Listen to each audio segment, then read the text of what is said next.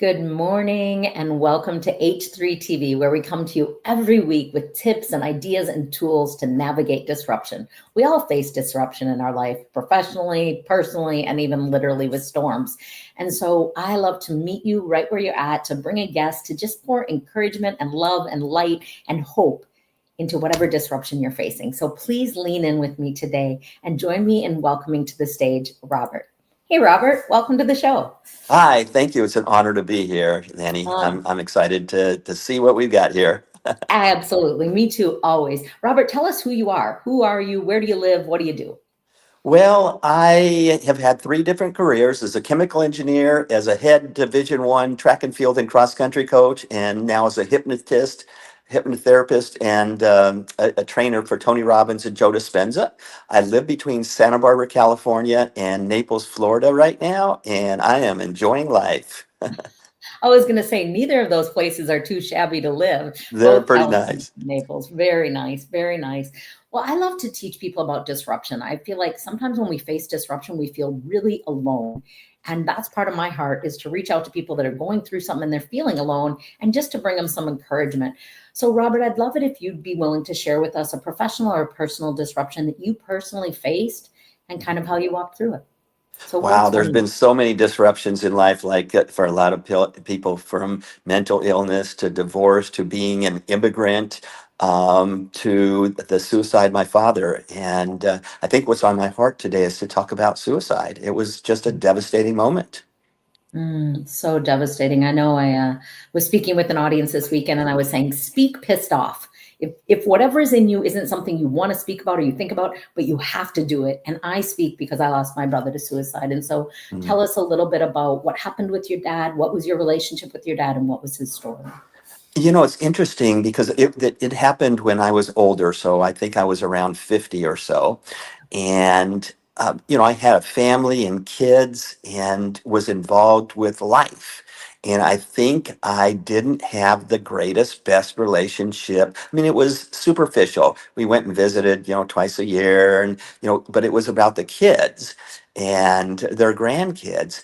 And when it happened, I was in California. My mom and dad lived in Phoenix, Arizona. And I got the call at like 5 o'clock in the morning, and my mom was in tears. And she just said, Robbie, that's my Hungarian name. That puppy shot himself in the backyard, and I think he's gone. And I mean, it was just crushing, crushing. And I really didn't know what to do. I called my ex-wife and I told her with tears in my eyes, and I said, can you get me on a plane to California? Even now, I get kind of emotional about it. It was just devastating to me. Yeah, devastating. I think also what's interesting, Robert, and I appreciate you sharing about your dad, is that um, I think sometimes we think of suicide and that hopelessness is happening younger, like happening just to young people when they're lost. But here's your father as an adult man. He's raised his beautiful kids, he has grandkids, and life looks okay. Maybe it doesn't look perfect, but it looks somewhat okay. Like you get to a point you think, maybe at some point we get to slide downhill. We're not as so overwhelmed by life. And one thing I forgot to say to our listeners, if you have questions or comments for Rob or I throughout the show, please feel free to put them in the chat. We will respond to every question, every thought. We know a lot of people struggle with mental health, and this is a sensitive topic. So you want to be with your mom right away. And sometimes suicide leaves so many questions like, what could I have done? What if? All those things. How did you yourself find hope after losing your dad? And also, how did you encourage your mom? Well, that was one of the really interesting things is that 3 weeks before I was in Phoenix, and my dad and I went out to run some errands, and we're stopped at a stop sign and or stoplight. He said, Roby, that's what he called me. You got to promise me you're going to take care of your mom. And I said, "What are you talking about, Dad? You're healthy." And he that was the thing I missed. It was him telling me that he was ready to check out, which I didn't know at the time. He was like a Johnny Carson, Hungarian Johnny Carson. He told jokes all the time. He was extrovert. He was friends with everyone. You would not have expected it at all.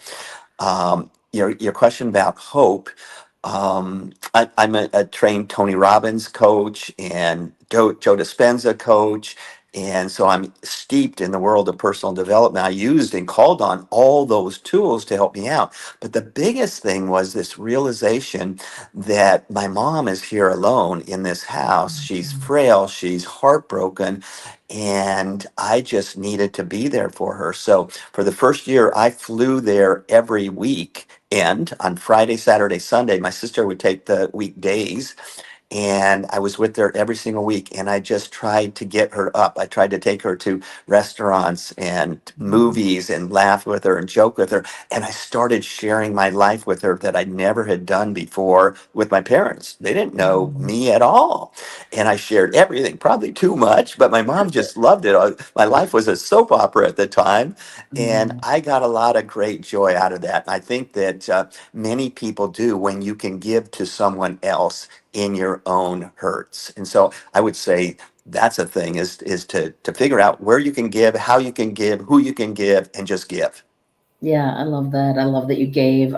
I also think hindsight's 2020. My brother said a lot of things that as I look back, he was telling me, but I didn't know that's what I was listening for. Hmm. So your father tried to tell you in his best way in his own hopeless struggle. I think one thing, Robert, beautiful about your story that I align with a lot is that my brother was not a communicator of what was going on. Your father was not. And I love to teach men it's okay to talk about being overwhelmed, being sad, being hopeless. Suicide is not the answer. Even Hmm. if it feels like it is, it never is. That we have to learn to open up, as you shared with your mom about who you really were. Because Hmm. especially, I think women do it some, but especially men, we hold our stories, we hold our secrets, and they eat us alive. They can make us have a heart attack or just shut down or give up. And so I love that you're speaking about this openly and you're sharing. So, what was something you did to take care of yourself? I'm a big believer in giving and caring for other people, but we also must take care of ourselves. How did you stay healthy physically, mentally, and emotionally as you supported your mom through the loss of your dad while taking care of yourself? Well, I was at that time, I was the head track coach at Pepperdine University. So I ran every day. I was with the kids. So I Okay. have, I call them kids. They were my athletes and they knew what was going on. And so I was part of a loving family already. And they Mm, understood the university was just awesome. They let me have one of my assistant coaches just take the practices during the week so I could go be with my mom, and I'd fly back. Oh, I said it the reverse. I'd fly back on Friday and take the kids to a track meet or cross country meet, and then fly back Sunday night to be with her during the week, and had an assistant coach, an unpaid assistant coach, just a friend of mine, kind of do the workouts that I had. So I was part of a loving community, a very supportive community.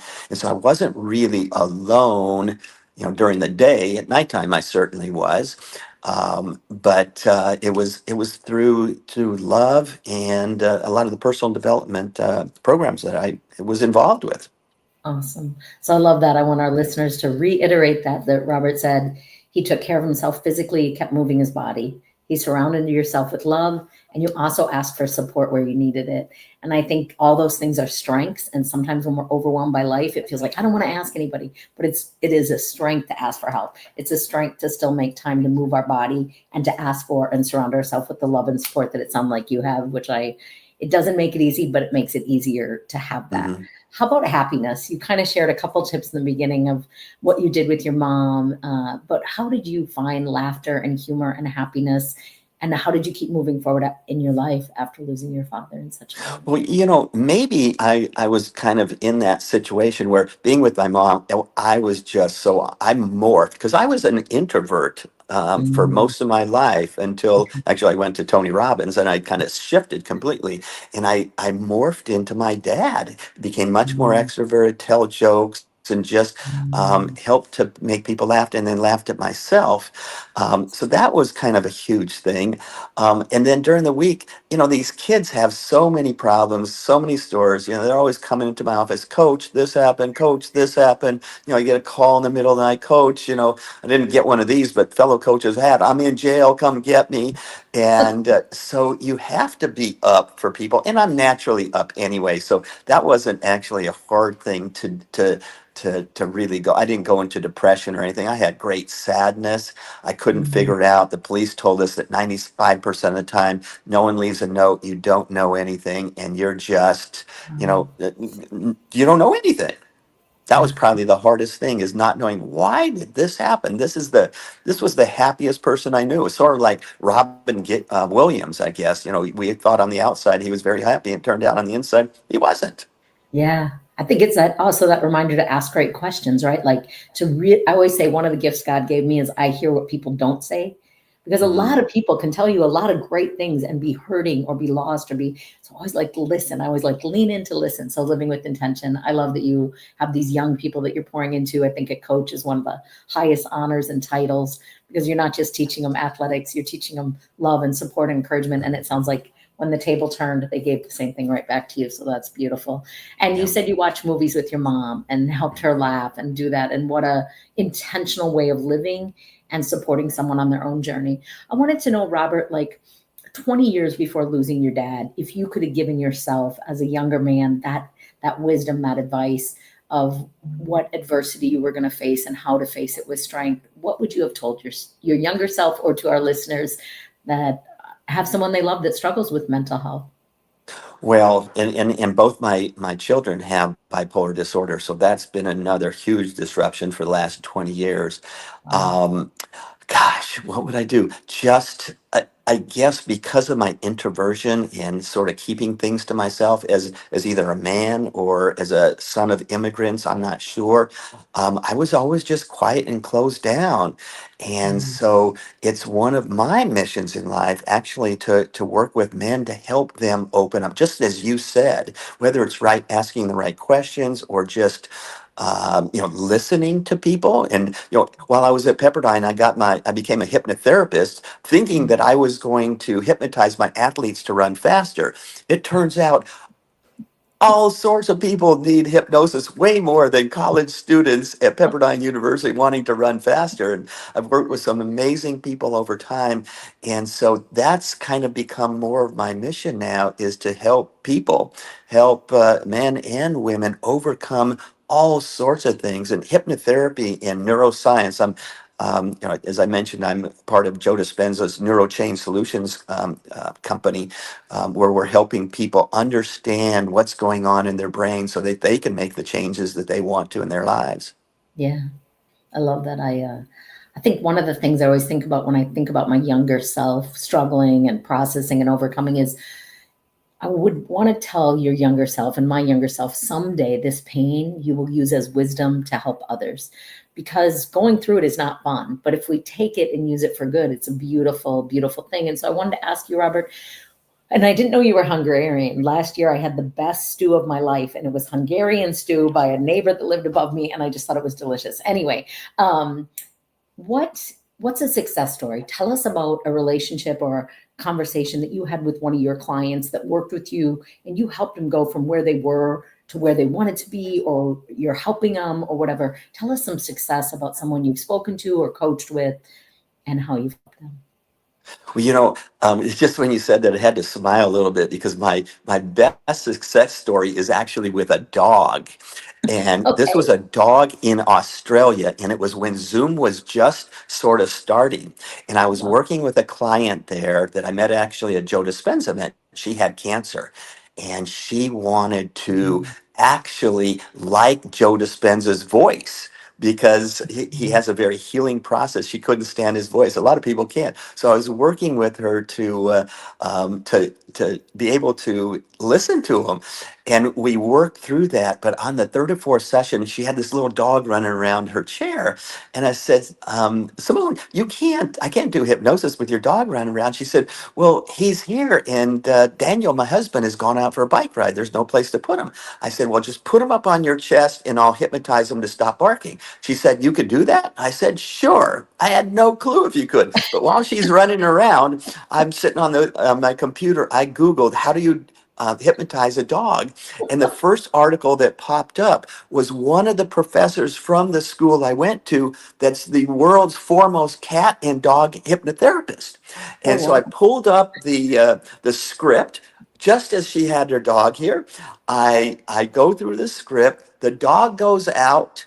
She goes out. The next day, she has a post on Facebook that I'm looking at. She's sitting on her couch, petting her dog, and she's saying, "This is the best Saturday of my entire life." every Saturday, my husband Daniel goes out for a 2 or 3 hour bike ride, and Princeton, my dog, barks nonstop for 3 hours. But last night, Robert Radnoti hypnotized my dog, and as you can see, he's not barking. Wow, that's a very good success story. That's amazing. I don't know who Joe is. I'm sorry, I'm not familiar with him. Okay, he's There's so many he's almost as speakers big in as this. Tony Robbins now. He's a neuroscientist, and he's Mm, done a lot of healing. We're doing some amazing work in that world. We're up to mm. 38% success rate in curing cancer through the mind alone. And Wow. so I teach his program all over the world. I've Mm, taught in Greece and Croatia a couple of times, and Thailand, Vietnam, and I've got a trip planned to the Philippines in mm. October, and then Egypt in the spring, where I teach, and we make these experiential events. They're amazing. It sounds fabulous. No, I never heard of him, but I don't know a lot of famous people. When people name drop to me, I'm always like, the only famous person I know is Tony Danza, and most people don't care about him anymore. But he touched my heart as a little girl, and so I will never forget him. Yeah, Anyway, thank you. That's a beautiful story. And in the speaker world, we always say yes and then figure it out. And you are a great role model of yes, I can hypnotize a dog. Let me just figure it exactly. out, right? And sometimes it's having the confidence and other experience that lets us know we can learn quickly and we can teach quickly, and our desire is to help other people on their journey. Um, do you have any final thoughts for our listeners of if you're facing disruption, be it a child with a mental health issue that they are struggling with, losing a parent suddenly and violently and disruptively, going through a divorce, going through a change in your life, you're doing great work in the world, it sounds like, and you're really helping people heal their bodies physically, mentally, emotionally, so that they can live healed and whole. But what best advice or wisdom do you have someone who right now they're in the face of it? They are head on in the collision of disruption that they did not choose in their life. What Well, wisdom? I'm going to say something, but at the same time, know that when you're in the middle of this, it's almost impossible to actually believe this. But Yeah. I believe that everything is happening not just for you, but from you. And Mhm. that we oftentimes think during the middle of that disruption that life is happening to me. It's happening to, why is this happening to me? Why did this person divorce me? Why did this person kill themselves? Why did I, why? Yeah. And when you can get to that point, and maybe it's just iterating that, incanting that, just thinking about it, it's happening for me. Why is it happening for me? If you could shift that.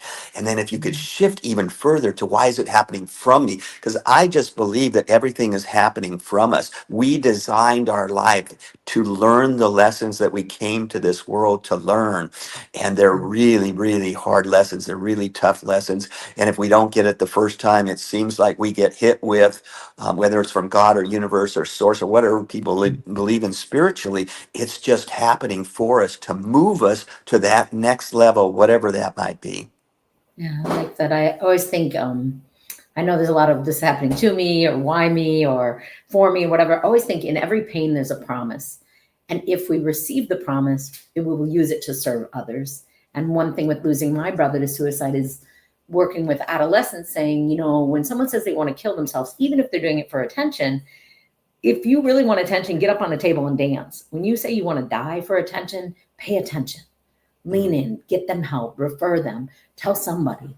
And especially with adults too. I mean, I think when our only resource to get attention is something dark and desperate, that's a cry for help. And we need to help people. So I love, Robert, that you're using all the pain and disruption of your life to help other people on their journey and to encourage them along the way. I'm not very familiar with hypnosis, but I know that many people say it's very powerful and healing. And I do know the power of the subconscious. I do know neuroscience. I do know emotional intelligence and how it affects us physically. I love there's some great books, You Can Heal Your Life, or I love Dr. Carolyn Leaf is a great writer about psychology and physical and physiological health together.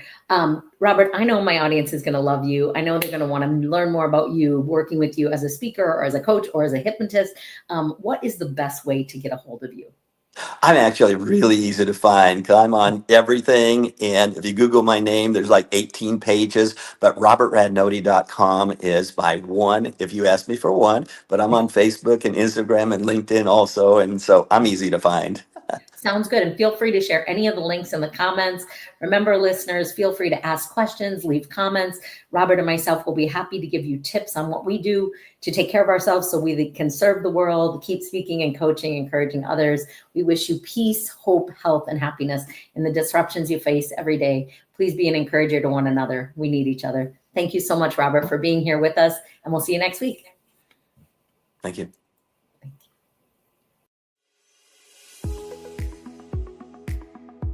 Is think about how we can support people and that it's okay to say no, but also like, I'll be your accountability partner, but all I can give you is a text every other Tuesday. I can't walk with you twice a week. My plate is full too. It is more respectful to say, I'm sorry I can't, than to say yes and set someone up to fail. Does that make sense? All right. I want you to think about health. Next time someone says, are you healthy?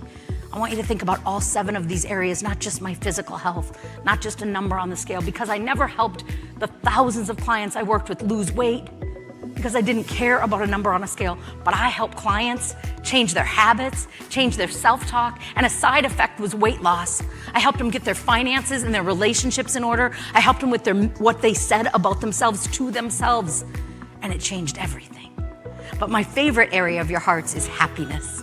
And so what I'd like you to do is think about what makes you happy. And you can write it in that heart or write it in the back. I love for you to come up with at least 10 things that make you happy, from rainbows to sunshine, from fresh baked cookies to cuddles with puppies, whatever it is that brings you happiness.